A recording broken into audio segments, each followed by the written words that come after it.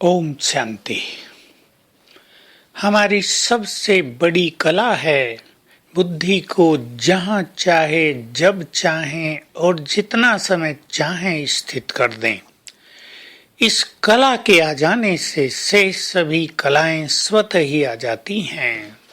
वास्तव में ये बुद्धि की एकाग्रता है, ये बुद्धि की स्थिरता है, और इसके बाद जिस भी योग्यता और टैलेंट का हम आह्वान करना चाहें वो भी सहज ही हमारे पास आ जाता है।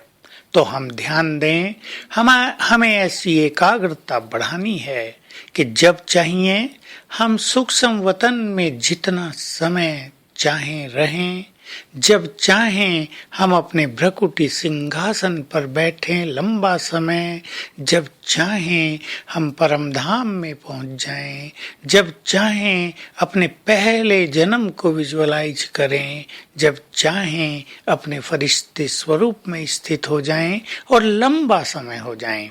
ये लंबे काल की प्रैक्टिस ही लंबे काल के राजभाग्य के अधिकारी बनाती है।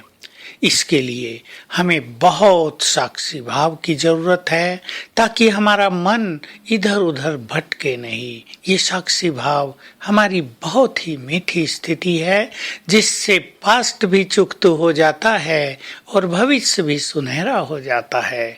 पास्ट चुकता होने का अर्थ है पास्ट भूल जाए।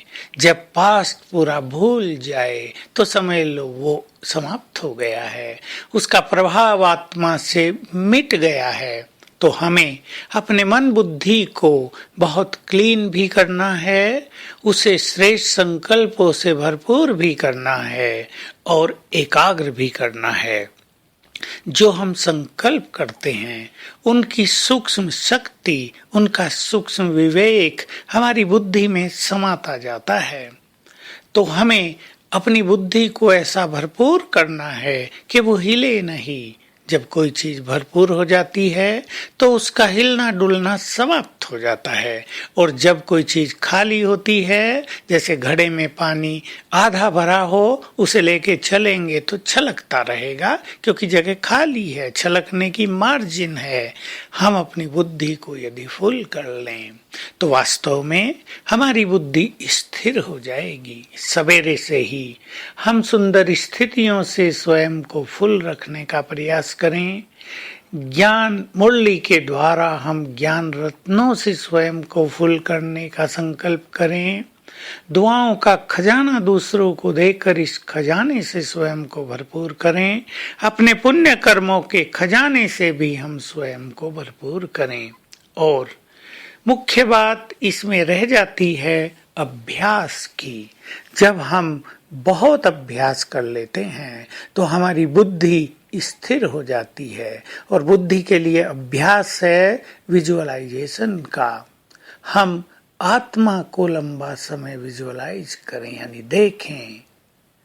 बहुत सुंदर स्वरूप, बहुत तेजस्वी स्वरूप अपना देखें।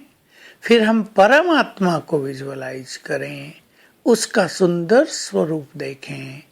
अपने सामने खड़े हुए फरिश्ते संपूर्ण स्वरूप को विजुअलाइज करें और उसको देखते ही रहें। 10 सेकंड से प्रारंभ करें और इसको 3 मिनट 5 मिनट तक बढ़ाएं। हम उसे केवल देख रहे हैं। हम महाज्योति सर्वशक्तिवान को देख रहे हैं। 3 मिनट तक ले चलें। 10 सेकंड से प्रारंभ करके 3 मिनट, फिर 5 मिनट उसको देख ही रहे हैं, और ऐसे ही अपने आत्मिक स्वरूप को देखने का बहुत अच्छा अभ्यास करें। तो ये practice will make us perfect. तो आज सारा दिन हम 3 चीजों को देखने का अभ्यास करेंगे। आत्मिक स्वरूप बहुत तेजस्वी, मैं मास्टर ज्ञान सूर्य या पवित्रता का सूर्य, मुझसे बहुत तेजस्वी किरणें चारों ओर फैल रही हैं। फिर देखेंगे शिव बाबा को, सर्वशक्तिवान ज्ञान सूर्य।